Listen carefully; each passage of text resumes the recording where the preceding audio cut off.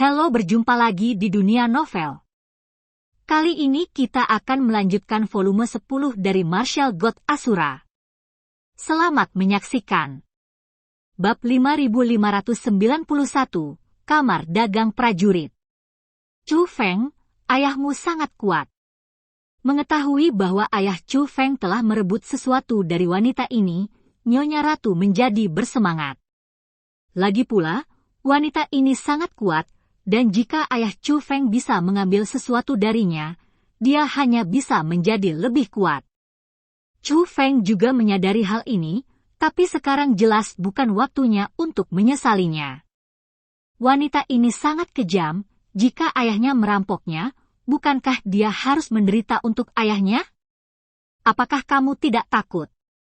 Alasan mengapa wanita itu menanyakan ini adalah karena ekspresi Chu Feng tidak berubah ketika dia mengetahuinya. Senior, aku baru saja mendengar tentang reputasi jahatmu, dan aku tidak takut itu bohong. Chu Feng menghela nafas. Terkadang rumor itu tidak benar, kata wanita itu.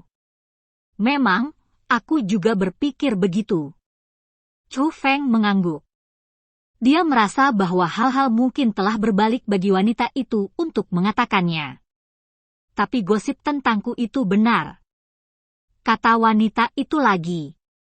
Chu Feng terdiam. Bayar hutang ayahku, kamu pergi dan ambilkan aku sesuatu, aku bisa melepaskanmu, kata wanita itu. Senior, ada apa? Tanya Chu Feng. Teratai merah yang membekukan darah. Setelah wanita itu selesai berbicara, dia menambahkan, kamar dagang prajurit. Di mana kamar dagang prajurit? Tanya Chu Feng. Kamu bahkan tidak tahu tentang kamar dagang seniman bela diri. Wanita itu bertanya.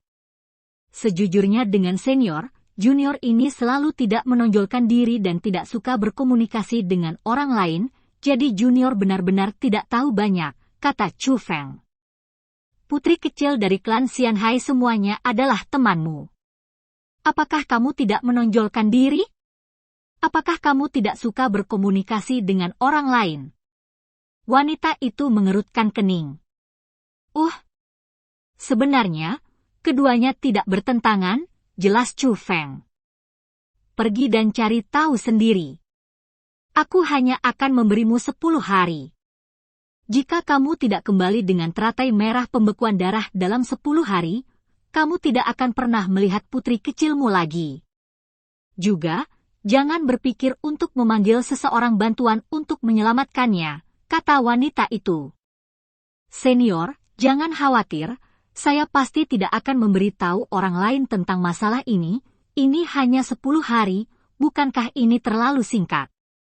Kata Chu Feng. 10 hari, aku sudah memberi cukup. Jika kamu tidak bisa mendapatkan kembali teratai merah yang membekukan darah dalam 10 hari, maka kamu jelas ingin membunuh putri kecil dari klan Xianhai. Ketika wanita itu mengucapkan kata-kata ini, dia sudah menghilang, hanya suaranya yang masih bergema di telinga Chu Feng. Di mana Chu Feng berani ragu? Dia bergegas ke tempat yang ramai untuk mencari tahu seperti apa keberadaan kamar dagang seniman bela diri itu, dan di mana sekarang. Jika Anda tidak bertanya, Anda tidak tahu bahwa kamar dagang seniman bela diri ini adalah kamar dagang yang tersebar di seluruh dunia seni bela diri yang luas.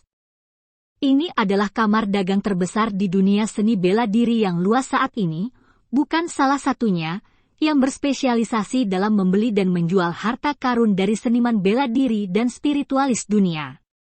Dikatakan bahwa pengontrol di belakangnya sangat misterius, tetapi kekuatannya sangat kuat.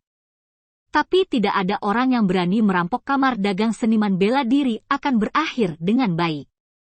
Adapun kamar dagang seniman bela diri, terlepas dari Tianhe bela diri leluhur dan Jiuhun Tianhe, tidak ada. Tapi hampir di seluruh Tianhe lainnya. Secara kebetulan, di dunia tempat Chu Feng berada, ada cabang kamar dagang prajurit. Meski jarak penjelajahannya sangat jauh, menurut penilaian Chu Feng, waktu 1 hari sudah cukup jika waktu pulang pergi dijumlahkan. Dari sudut pandang ini, wanita itu benar-benar tidak berbohong, dan 10 hari yang dia berikan sangat banyak. Tapi Chu Feng merasa bahwa apa yang diinginkan wanita itu pasti sangat berharga. Untuk menghindari kecelakaan, Chu Feng pergi ke kamar dagang prajurit secepat mungkin. Kamar dagang seniman bela diri di dunia ini adalah kota yang sangat besar, dan banyak praktisi bela diri dan spiritualis dunia berkumpul di kota ini. Selain penjaga kamar dagang yang berpakaian seragam, sebenarnya ada lebih banyak orang luar.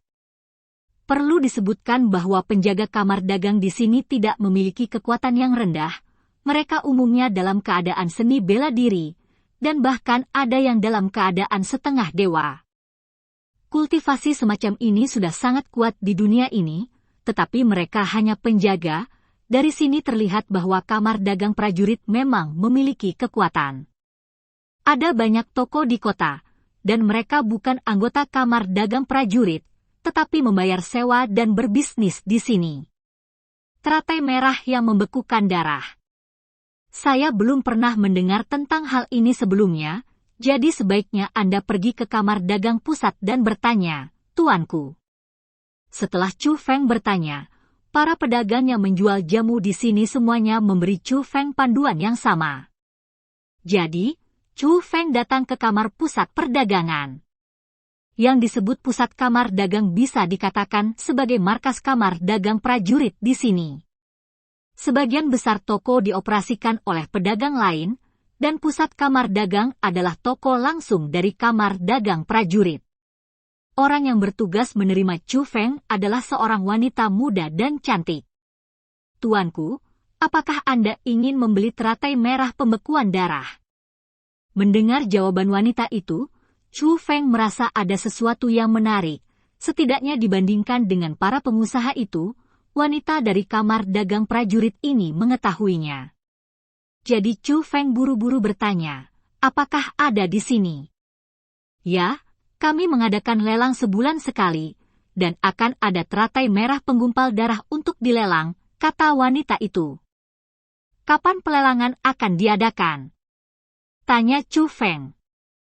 Kebetulan, hari ini. Kata wanita itu. Apakah sudah dimulai? Tanya Chu Feng. Kebetulan, ini akan segera dimulai, kata wanita itu. Hebat. Mendengar kata-kata itu, Chu Feng menghela nafas lega. Tuanku, saya tidak bermaksud menyinggung, tetapi teratai merah pembekuan darah sangat langka, sehingga harga lelangnya sangat tinggi, kata wanita itu. Berapa harganya? Tanya Chu Feng. Untuk memudahkan transaksi, mata uang yang digunakan dalam lelang adalah kamar dagang Yuan Bao. Seorang prajurit biasa dapat ditukar dengan sepotong ingot dari kamar dagang. Dan harga awal untuk teratai merah darah yang digumpalkan adalah 1000 ingot dari kamar dagang Yuan Bao, kata wanita itu. Hah, ini benar-benar tidak murah. Nyonya Ratu menghela nafas. Memang.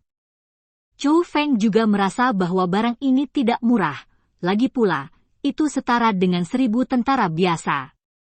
Selain itu, ini masih harga awal, jika item tersebut benar-benar sangat berharga dan ada banyak persaingan, sangat mungkin untuk meningkatkannya hingga puluhan, atau bahkan ratusan kali lipat.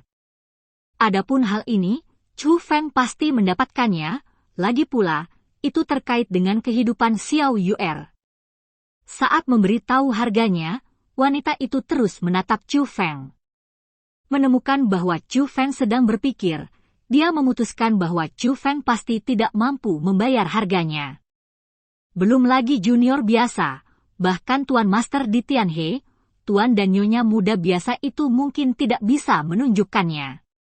Adapun Chu Feng, meskipun dia merasa baik, dia tidak terlihat seperti seseorang dengan tingkat pengaruh itu. Anak muda, aku pasti tidak memandang rendah dirimu.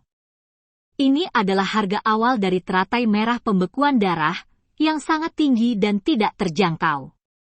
Tapi kalau kamu punya kebutuhan lain, nak, kamu bisa memberitahuku.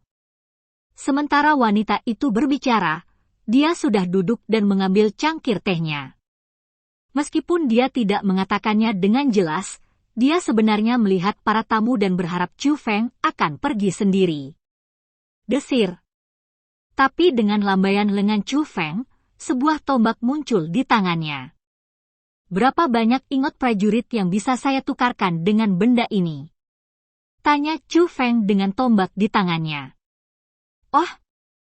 Melihat Chu Feng masih belum menyerah, wanita itu juga mendongak. Engah. Tapi melihat tombak di tangan Chu Feng, teh yang baru saja ditelan wanita itu segera dimuntahkan. Namun, dia tidak peduli dengan teh yang jatuh di tubuhnya, tetapi segera bangkit, matanya membelalak, dan dia berulang kali melihat tombak di tangan Chu Feng.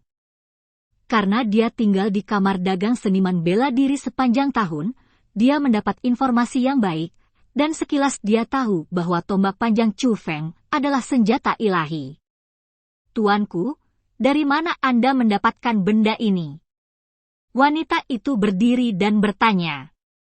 Pada saat ini, nada suaranya dan cara dia memandang Chu Feng berubah. Dan cerita pun berakhir. Sampai jumpa berikutnya di cerita dunia novel.